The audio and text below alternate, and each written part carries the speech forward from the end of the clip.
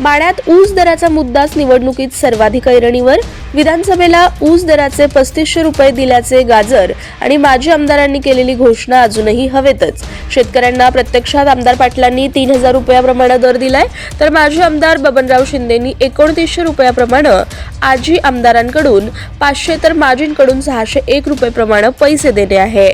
आमदार पाटलांनी केली होती विठ्ठल कारखाना 3500 रुपये दर देण्याची घोषणा, तर माजी आमदार बबनराव शिंदे म्हणाले होते की विठ्ठलराव शिंदे कारखाना 1 रुपये आगाऊ दर देणार. शेतकऱ्यांच्या आता 3500 कडे नजर आहेत. आमदार अभिजित पाटलांची व भाजपाचे रणजित शिंदेंची ऊस दराच्या मुद्द्यावरून प्रचार सभेमध्ये चांगलीच खडाजंगी सुरू आहे. ऊस दर देण्यावरून तू आधी की मी आधी यावरून सुरू आहे आणि या दोन्हींकडून शेतकऱ्यांच्या भावनांची खेळ सुरू आहे. माढ्यात विधानसभेला गाजलेला ऊस दराचा मुद्दाच या निवडणुकीत देखील महत्त्वाचा ठरणार आहे. विधानसभा निवडणुकीत ऊस दराचे 35 रुपयांचे आमदार अभिजित पाटील आणि आजी माजी आमदार बबनराव शिंदेंकडून घोषणा अजूनही हवेतच आहे. याच मुद्द्यावरून आता भाजपा नेते रणजित शिंदे व आमदार अभिजित पाटलांचे एकमेकांवर प्रचार सभेतून खडाजंगी सुरू आहे. आमदार पाटलांकडून 500 तर माजी आमदार शिंदे यांच्याकडून 601 प्रमाणे शेतकऱ्यांना देणं राहिलंय.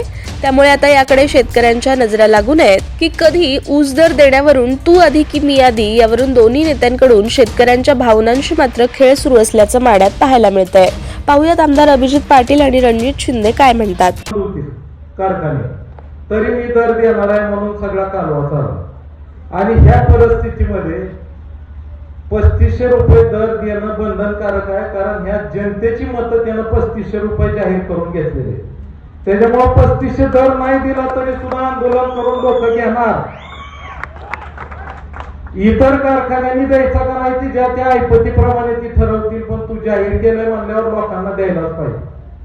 त्यांनीच म्हणले ही काय विठ्ठल कारखान्याची निवडणूक आहे ऊस दरावर बोलती ती 3500 रुपये मी देतो म्हणल्यावर ज्या माणसाला आपल्या वडिलाचा शब्द प्रमाण म्हणून मर्दकडे असेल तर वडिलांनी सांगितलेला 1 रुपया आगाऊ दिला पाहिजे.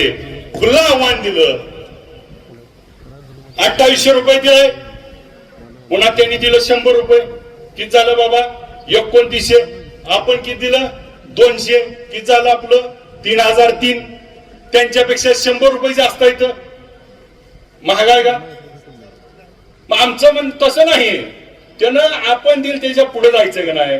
मग वडिलाचा जर प्रमाण म्हणून जर पोरगा लयच भारी असला तर उद्या 600 जमा कर माझं तयार आहे. पण हे काय करतोय माहिती का, ह्याचा गाळ 25 लाख आहे. 600 पैसे किती झालं 150 कोटी. माझ जाणार 30च. पण ह्याच्या 150 वाचवायसाठी ही म्हणते ह्याच्यात बोलू नका. तयार कर की तुझं आणलेलं आहेच की त्याच्यावर बोल. चल तयार आपण. पटांगणात आलोय म्हणल्यावर काय मागे सरकत नाही. पण मूळ मुद्दा असा आहे की मी म्हणलोच नव्हतो एका बाईट मध्ये म्हणला. मी असं म्हणलोच नव्हतो.